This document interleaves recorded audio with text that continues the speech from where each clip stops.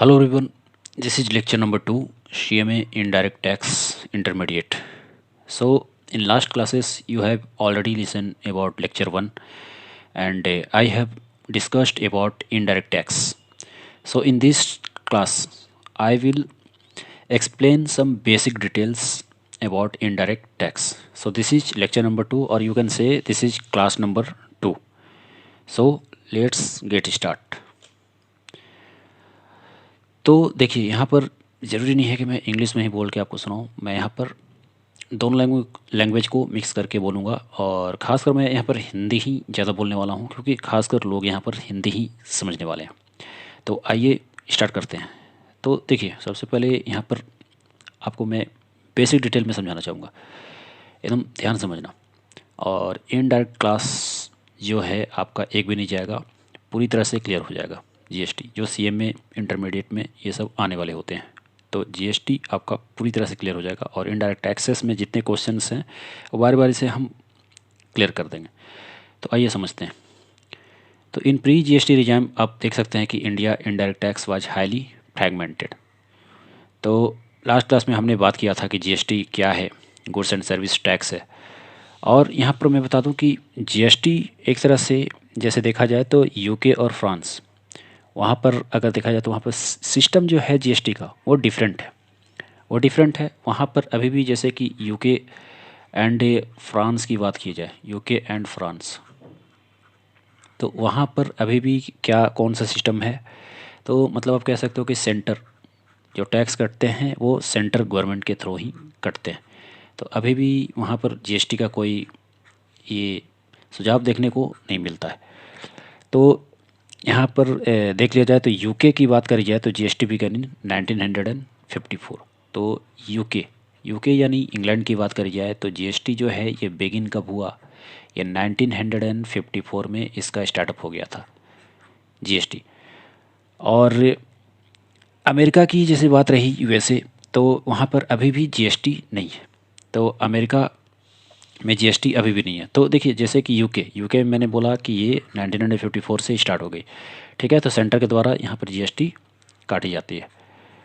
और अमेरिका जैसे बात कर ली जाए यूएसए, तो यूएसए की बात कर ली जाए तो वहाँ पर अभी भी जीएसटी नहीं है। इन अमेरिका देखा जाए तो there different taxes for state as well as central government. तो वहाँ पर स्टेट और सेंट्रल गवर्नमेंट के लिए जो टैक्सेस हैं वो डिफरेंट है। तो इस चीज़ को आपको याद रखना है। जो सेंटर गवर्नमेंट का जो टैक्स है वो अलग होगा और जो स्टेट गवर्नमेंट का जो टैक्स है वो अलग होगा। तो ये बातें आपको ध्यान देनी है। अब यहाँ पर देखिए there were many taxes like excise duty भी है, सर्विस टैक्स भी है, वैट भी है, सीएसटी भी है, ठीक है, सेंट्रल सेल्स टैक्स और परचेज टैक्स भी है और इंटरटेनमेंट टैक्स भी है और ओक्ट्राई भी है, ठीक है। अब इसमें भी देखा जाए तो there was multiplicity of rates है। मतलब जो रेट्स है जैसे कि सपोज दैट एक स्टेट से दूसरे स्टेट जब जाती है कोई भी सामान गुड्स जाती है तो वहाँ पर रेट अलग हो जाती है। वहाँ पर कहीं 10% देखने को मिलेगा, तो कहीं पर एक्साइज ड्यूटी कट जाती है तो वहाँ पर वो 8% भी देखने को मिल जा सकता है। फिर ये बारी बारी से ये चीज़ चलते रहता है। तो this causes very complex burden. तो देखा जाए तो इसी तरीके से टैक्स जो है बढ़ते जाते हैं। और टैक्स बढ़ने के कारण क्या होता है, सामानों का जो दाम जो है वो अचानक से बढ़ जाता है। तो imposition of tax on tax. अब देखिए यहाँ पर imposition of tax on tax, इसी को कहते हैं हम कैस्केडिंग इफेक्ट। Cascading effect. तो कैस्केडिंग इफेक्ट क्या है, टैक्स पर टैक्स जब लगता है तो उसे हम कहते हैं कैस्केडिंग इफेक्ट। तो ये अनदर सीरियस प्रॉब्लम है, ठीक है। तो देखा जाए तो अब तो कैस्केडिंग इफेक्ट का ये प्रचलन अब तो नहीं है, अब तो जीएसटी आ गया। तो जब जीएसटी नहीं था तो क्या होता था, कैस्केडिंग इफेक्ट का प्रभाव ज़्यादा होता था। कैस्केडिंग इफेक्ट मैं फिर से बोल रहा हूँ, टैक्स ऑन टैक्स, मतलब टैक्स पे टैक्स लग जाते थे जिससे कि कोई भी सामानों का दाम जो है बहुत ज़्यादा बढ़ जाता था, ठीक है। तो आज भी जैसे कि आप देखोगे पेट्रोल है तो डीजल है, तो आज भी इन सभी का दाम क्यों ज़्यादा बढ़ जाता है, ये कैस्केडिंग इफेक्ट का प्रभाव है। कैस्केडिंग इफेक्ट कहने का मतलब टैक्स ऑन टैक्स। अब देखिए यहाँ पर example, VAT was levied. VAT levied यहाँ पर कहने का मतलब जो टैक्स लगते हैं on a value that included excise duty. तो जो वैट है, वैट यानी यहाँ पर कहने का मतलब एडेड वैल्यू एडेड टैक्स। तो जो भी वैल्यू ऐड किया गया, जो भी वैल्यू ऐड किया गया उसी पर टैक्स लगा। ठीक है, तो इसमें एक्साइज ड्यूटी भी होती है।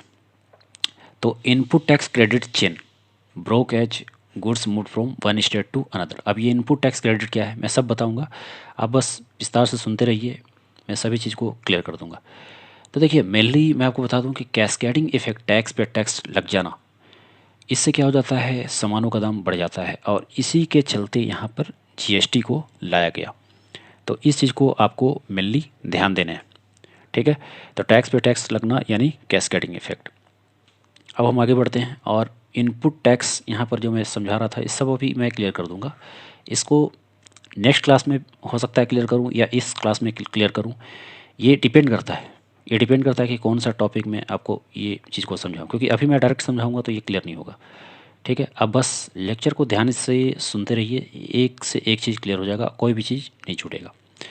तो देखिए, एक कैस्केडिंग इफेक्ट का यहाँ पर शानदार एग्जांपल से हम समझेंगे कि आखिर ये कैस्केडिंग इफेक्ट से सामानों का दाम जो पहले बढ़ता था वो कैसे बढ़ता था।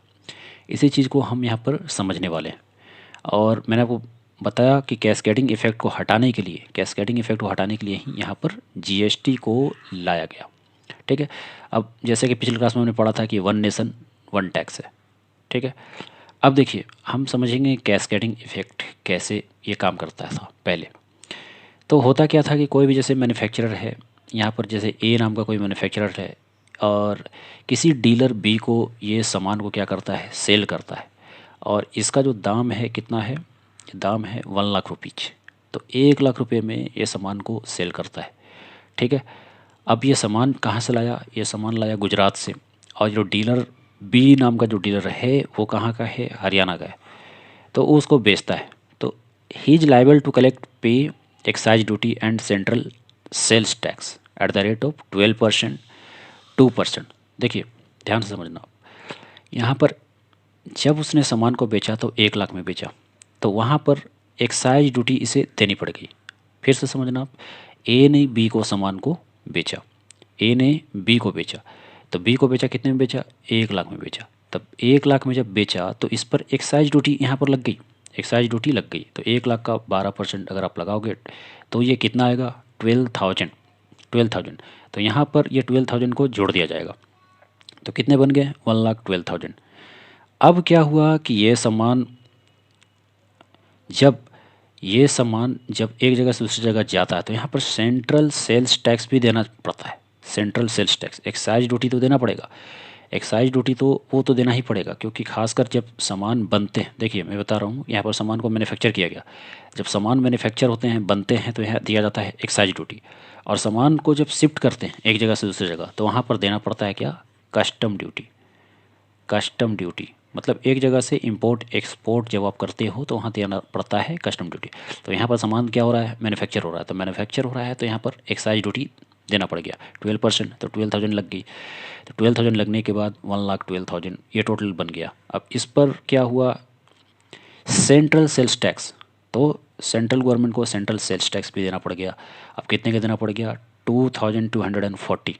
तो 2,240 जब दिया गया तो टोटल इनवॉइस ये निकल करके आ गया, कितना आ गया, 1,14,240 रुपीज। तो देखिए ये दो टैक्स अब तक लग गए, 1,14,240। अब क्या हुआ कि जब बी को सामान मिल गया तो बी जो है वो अब सी को देगा। बस सिंपल आप ऐसे समझ लीजिए कि कोई होल सेलर है, होल सेलर ने रिटेलर को दिया और रिटेलर ने किसे दिया, रिटेलर ने कंज्यूमर को दिया। ठीक है, यही मान के आपको समझना है। तो अब बी जो सामान सी को बेचेगा तो उससे पहले वो क्या करेगा, 10,000 से अपने सामान का वैल्यू बढ़ा लेगा। क्यों, क्योंकि बी को ऑलरेडी टैक्स देने पड़ गए थे, बी को ऑलरेडी टैक्स देने पड़ गए थे। तो वो अपना टैक्स का भरपाई कैसे करेगा, टैक्स का भरपाई करेगा वैल्यू को ऐड करके। तो यहाँ पर वैल्यू बढ़ाएगा वो सामान में ताकि उसका टैक्स का भरपाई हो जाए और साथ ही साथ थोड़ा बहुत प्रॉफिट भी मिल जाए। तो इसने वैल्यू बढ़ा दिया 10,000, तो इससे इसकी टोटल कीमत कितनी हो गई, 1,24,240। अब क्या हुआ, जब इसने सी को दिया तो फाइनली यहाँ पर उसे वैट चार्ज करना पड़ गया वैट। वैट यानी वैल्यू एडेड टैक्स 12%। अब देखिए वैल्यू तो इसने 10,000 बढ़ाया, वैल्यू यहाँ पर 10,000 बढ़ी है, तो 12% अगर हम 10,000 पे लगाते हैं तो वो आता है 1200। लेकिन नहीं, पहले क्या होता था, जितना जितना भी वैल्यू टोटल निकल के आया उस पर टैक्स देना पड़ता था। ठीक है, वैट सिस्टम बाद में इम्प्लीमेंट हुआ। वैट में क्या होता था कि वैल्यू जितना बढ़ा उतना ही पे टैक्स देना है, लेकिन पहले ऐसा नहीं होता था। पहले क्या होता था कि जो वैल्यू बढ़ाए हो टोटल निकल के जो आया उस पर 12% जो काटा गया तो टोटल ये निकल के आया। ठीक है, अब इतना टैक्स फिर से ये इसमें जुड़ जाएगा तो निकल के टोटल कितना आया, 1,39,149। ये इतना निकल करके आ गए। ठीक है, अब देखिए ये जो लिखा हुआ है इस पर देख करके आपको कन्फ्यूज नहीं होना है। ये टोटल टैक्स का हिसाब है, मतलब ये टोटल टैक्स को जोड़े गए हैं यहाँ पर। ठीक है, तो यही है कैस्केडिंग इफेक्ट। कैस्केडिंग इफेक्ट क्या, कैस्केडिंग इफेक्ट मतलब जहाँ भी सामानों को शिफ्ट आप करोगे एक जगह से दूसरी जगह, पर्सन टू पर्सन, तो बार बार वहाँ पर टैक्स पे टैक्स बढ़ जाता है। तो इससे क्या हो जाता है, सामानों का दाम ज़्यादा से ज़्यादा बढ़ जाती है। आइए आगे समझते हैं। अब जैसे आपने समझा था यहाँ पर 12,1440,269,122 ये टोटल टैक्स यहाँ पर दिया गया।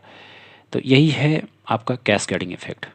ठीक है, तो कैस्केडिंग इफेक्ट हम और भी सिंपल एग्जांपल से आपको मैं समझा देता हूँ। देखिए एक सिंपल सा एग्जांपल लेता हूँ, इससे आपको और भी अच्छे से क्लियर हो जाएगा। एकदम साधारण एग्जांपल, हो सकता है बहुत लोगों को यहाँ पर क्लियर ना हुआ हो, लेकिन मैं एक साधारण एग्जांपल लूँगा तो आपको बहुत ही अच्छे से क्लियर हो जाएगा। जैसे यहाँ पे मान लीजिए, मैं एकदम सिंपल एग्जांपल लेके चलता हूँ। तो जैसे मान लीजिए कि यहाँ पर ए नाम का बंदा है, तो ए नाम का बंदा है और ये जो है ये चाहता है कि बी को सामान सेल करे। ये क्या चाहता है, ये सामान जो है बी को सेल करे। एकदम ध्यान समझना, यहाँ पे कन्फ्यूजन बिल्कुल नहीं होगी। अगर आप ध्यान से समझोगे तो कोई भी कन्फ्यूजन यहाँ पर आपको नहीं होगी।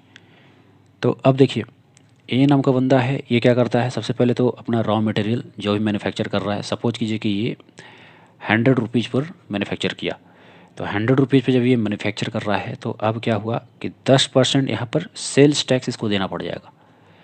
मैंने पिछले एग्जाम्पल में भी समझाया था, तो यहाँ पर इसे सेल्स टैक्स 10% देना पड़ गया। तो जब ये सेल्स टैक्स दिया तो टोटल कितने रुपये हो गए, ये हो गए 110 रुपीज़, 110 रुपीज़। अब क्या हुआ कि सामान जब मैन्युफैक्चर हो गया 110 हुआ, अब इस पर ये 110 रुपीज़ पर क्या करेगा, ये वैल्यू ऐड करेगा। वैल्यू क्यों ऐड करेगा, क्योंकि पहले तो इसे टैक्स देने पड़ गए, तो अब वैल्यू ऐड करेगा, थोड़ा सा इसको भी मुनाफा मिल जाए। तो अब देखा जाए तो ये कितना टोटल रुपीज़ हो गया, 150 रुपीज़। तो 150 रुपीज़ तो हो गए, लेकिन फिर इसे 10% का टैक्स देना पड़ेगा। तो वो कितने हो जाएंगे, वो क्या हो जाएंगे, वो हो जाएंगे एक्साइज ड्यूटी, वो एक्साइज ड्यूटी हो जाएंगे। और टोटल ये कितने बन गए, कहने का मतलब 10% अगर आप इस पर लगाते हो, तो जब 10% आप लगाते हो तो जब आप इसको काटते हो तो कितने आ गए, 15। तो 15 आ गए हैं, तो टोटल 15 और 150 इसको अगर आप जोड़ते हो तो ये कितने आ गए, 165 रुपीज़ आ गए। ठीक है, तो ये टैक्स पे टैक्स हो गया, ये टैक्स पर टैक्स हो गया। तो ये टैक्स देखिए किस तरह से बढ़ रहा है, पहले सेल्स टैक्स देना पड़ा, फिर एक्साइज ड्यूटी देना पड़ा, तो ये वैल्यू जो ऐड हुआ तो इस पर टैक्स ना दे करके ये टोटल पे दिया गया। ठीक है, यही होता है कैस्केडिंग इफ़ेक्ट। तो इसको आप ध्यान समझिए। अब जैसे देखिए एक साधारण एग्जांपल मैं आपको और समझाता हूँ, लेकिन उससे पहले मैं आपको ये वाला पूरी तरह से क्लियर कर दूँ। अब 165 जो हुआ, अब सपोज कीजिए कि ये पहुँच गया ये सामान रिटेलर के पास। रिटेलर के पास जब सामान पहुँच गया तो इसमें अब क्या हुआ कि 50 रुपीज़, 50 रुपीज़ यहाँ पर जो 50 रुपीज़ है, ये जो 50 रुपीज़ है यहाँ पर फिर से यहाँ पर वैल्यू ऐड किया गया, वैल्यू यहाँ पर जो है ऐड किया गया। अब जब वैल्यू ऐड किया गया तो टोटल देखा जाए तो यहाँ पर कितने हो गए, ये हो गए 215 रुपीज़, 215 रुपीज़। तो 215 रुपीज़ हो गए। तो यहाँ पर अब क्या हुआ, फिर से इसको सेल्स टैक्स देना पड़ गया। अब सेल्स टैक्स जो देना पड़ गया इस पे दिया गया, 10%, तो ये हो जाएगा 2.15। अब टोटल पैसा यहाँ पर देखा जाए तो कितने बन गए, 236.50। तो ये टैक्स पे टैक्स आप देख सकते हो, ये टैक्स पे टैक्स बार बार दिया जा रहा है। अब टोटल प्राइस ये निकल के आ गया, मतलब जो फाइनली है ये कंज्यूमर से ये जो टैक्स है ये चार्ज किया जाएगा। ठीक है, कहाँ सामान का दाम ये था 100 रुपया था और ये कहाँ पहुँच गया 236.50। यही है आपका क्या, cascading effect. This is only the cascading effect, इसी को कहते हैं कैस्केडिंग इफेक्ट। अब इस कैस्केडिंग इफेक्ट को हटाने के लिए ही यहाँ पर जीएसटी को लाया गया। जीएसटी लाने से पहले वैट वैट लाया गया था, जिसको कहते हैं वैल्यू एडेड टैक्स। ठीक है, अब देखिए यहाँ पर वही चीज़ समझाया गया था, वही न्यूमेरिकल थी जो मैंने आपको आसानी से सिंपल भाषा में समझा दिया। अब देखिए यहाँ पर क्या बता रहे हैं कि however physical power between the centre and state are clearly demarcated in the constitution with almost no overlap between the respective domains. The center has the power to levy tax. Centre के पास किसका power है, tax को levy करने का, मतलब tax काटने का। The manufacture of good, कोई भी सामान का उत्पादन होता है तो सेंटर के पास पावर है, वहाँ पर वो टैक्स काटेगा और उस टैक्स को कहते हैं sales tax. Except alcoholic liquid for human consumption, तो यहाँ पर अल्कोहलिक लिक्विड को छोड़ करके, या ओपियम, ओपियम कोई नशीले पदार्थ या नशीले ड्रग होते हैं, नारकोटिक एक्सेट्रा, तो while the state have the power to levy tax. अब स्टेट के पास पावर किस पे है, सेल्स ऑफ गुड, जब सामान को सेल किया जाता है तो स्टेट वहाँ पे टैक्स काटेगा। और जब कोई भी चीज़ मैन्युफैक्चर होता है, कोई भी गुड्स मैन्युफैक्चर होता है तो वहाँ पर सेंट्रल गवर्नमेंट टैक्स काटती है। तो in case of inter state sales the centre has the power to levy tax, जिसको हम कहते हैं central sales tax. But tax is collected and retain entirely by the originated state. ठीक है, तो जहाँ पर स्टेट गवर्नमेंट का हक बनता है तो वहाँ पर स्टेट गवर्नमेंट काटेगा, खासकर सेल्स करते वक्त। ठीक है, तो इसके बारे में हम और भी डिटेल में समझेंगे नेक्स्ट वीडियो में। अब आज की वीडियो में इतना ही, नेक्स्ट वीडियो में हम बात करेंगे पूरे डिटेल में।